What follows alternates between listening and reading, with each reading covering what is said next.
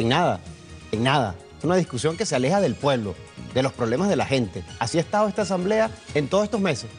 De 25 leyes que han puesto, que supuestamente iban a aprobar, apenas han hecho 2. Y nada tiene que ver con los problemas de la gente. Pero el punto más importante que desviaron con esta discusión es de verdad discutir el tema carcelario. Y eso fue lo que hicieron el día de ayer. En la asamblea entonces no se habló sino de estas declaraciones, sino de la posibilidad del allanamiento de la inmunidad. Pero no se habló del tema de profundidad y de los responsables de la crisis que está pasando en las cárceles. Esa es la realidad. Políticamente, el oficialismo desvió el debate. Los medios desviaron el debate y no se discutió del tema de fondo. Entonces, fíjate cuál ha sido la respuesta. ¿Tú crees que va a tener la suficiente jerarquía esto a nivel de opinión pública? Claro, es que lo está teniendo. Hoy deberíamos estar discutiendo aquí el tema de las cárceles y la crisis, quiénes son los responsables, no el tema del allanamiento de la inmunidad. ¿No? De todas formas. Claro, por eso fue la estrategia de ellos. Fíjate cuál ha sido la respuesta del gobierno frente a la crisis carcelaria. 1, plomo parejo. Esas son las políticas públicas que está adoptando. 2, echarle la culpa a los familiares, incluso hasta tirarle bombas lacrimógenas. 3, nombrar un ministro de régimen penitenciario. Y la última, allanarle la inmunidad a un diputado. Esa es la solución al problema carcelario que ha planteado el gobierno. Lo que está pasando en las cárceles se ha podido evitar si desde hace 14 años se hubiesen adoptado las medidas. Por supuesto, este problema empezó antes, no es del gobierno, luego, pero duda. se ha potenciado totalmente en los últimos años. Así que esas medidas, pues, totalmente no atacan el problema estructural. Ahora, ¿qué se debería sí estar discutiendo el día de ayer? Es el voto de censura al ministro de Interior y Justicia. Debería estar fuera, debería estar raspado con la crisis que pasó en las cárceles, en cualquier país serio. Entonces resulta que está un diputado, y lo que plantea Laura es muy cierto, es muy cierto. Es un tema, primero, el que yo acabo de plantear, desde el punto de vista político, del contexto y de la estrategia oficialista que se planteó. Pero el segundo punto tiene que ver con el tema de libertad de expresión, ¿sí? Porque la diputada está diciendo, no, por una opinión que genera angustia. ¿Cuál? ¿Cuál es el delito? Es la primera pregunta. Fíjense que no se nombró delito alguno. ¿Cuál es el delito? Para poder allanarle la inmunidad a un diputado, tiene que haber un delito. Ellos hablaban de generar odio, zozobra, con esas declaraciones que daba desde el rodeo. Entonces, voy al punto. ¿Cuál es el delito? Que me lo digan. Es una hipótesis que ellos manejan, que a través de los medios de comunicación social, el diputado Ojeda, pues exhortó a los familiares y exhortó también a muchas personas a sencillamente crear un clima de zozobra. Bueno, eso es cuando se quiere tapar la realidad y comienza la manipulación. Entonces yo veo que hay primero un tema de libertad de expresión con el diputado. Porque fíjate que el diputado primero es humano, que tiene libertad de expresarse conforme a la Constitución, pero adicionalmente, por ser diputado, por representar a unos electorados, por las funciones que ocupa, tiene una protección de un manto.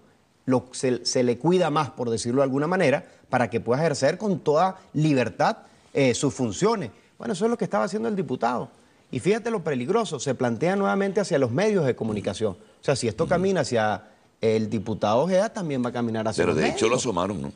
Y fue asomado allí. Entonces veo que hay un contexto, repito, aquí de libertad de expresión, que siempre que ocurre un tipo de crisis de este tipo, bueno, ¿cuál es la respuesta? Eso es un sabotaje, por ejemplo, el tema eléctrico, el tema de cualquier anuncio que se haga en televisión, bueno, es que están utilizando los medios para desestabilizar, es decir, el discurso que hemos tenido en los 14 años, y lo que está detrás de eso es ocultar la verdad, que se calle, generar autocensura. La invitación a la censura. Generar autocensura, indudablemente, hacia los medios y hasta los propios diputados. Carlos, ¿no? Siempre se acusa al oficialismo de llevar el debate de los temas, bien sea que afectan a la población en general o de carácter económico, siempre el tema político. Siempre se señala que la oposición, o en este caso el oficialismo, lo hace de esa manera. ¿Cómo puede la oposición, en este caso los diputados de la Mesa de la Unidad, que están allí dentro de la Asamblea, llevar ese tema al debate central, a las necesidades, y no desviarse, como ha venido ocurriendo precisamente en un debate político? Sí, yo creo que hay que hacerlo en todos los niveles.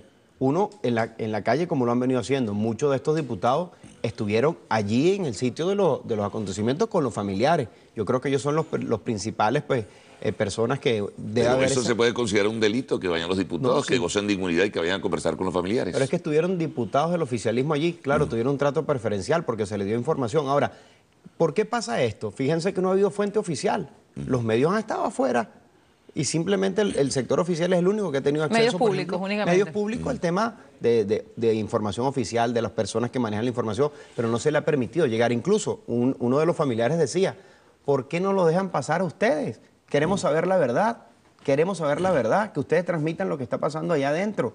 no tenemos confianza en las personas que están adentro de los medios oficiales. Entonces, eso mismo, eso genera más desestabilización que cualquier otra cosa. Un episodio, nada más por mencionarlo, que tiene un registro informativo en todos los medios impresos, por lo menos en el día de hoy. ¿Por qué la señal del canal oficial de la Asamblea retira o se retira en el momento que está la controversia más intensa, de la controversia más dura? ¿Por qué se retira? Bueno, no le conviene.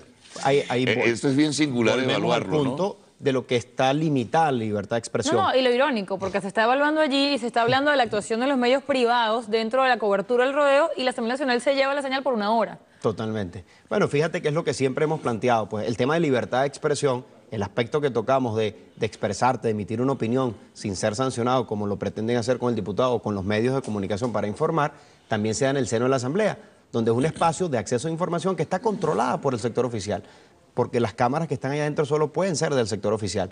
Y esas plenarias, esas asambleas son públicas, cualquiera puede entrar. Entonces, fíjate la lógica de esto. El año pasado nos dijeron, el sector oficial, la asamblea para el pueblo. ¿Ese era el eslogan o no? El pueblo para la asamblea, exactamente. Al pueblo para la asamblea. Entonces resulta que no puede entrar. Y no solo que no puede entrar, sino no puede haber ningún medio y no te puedes informar.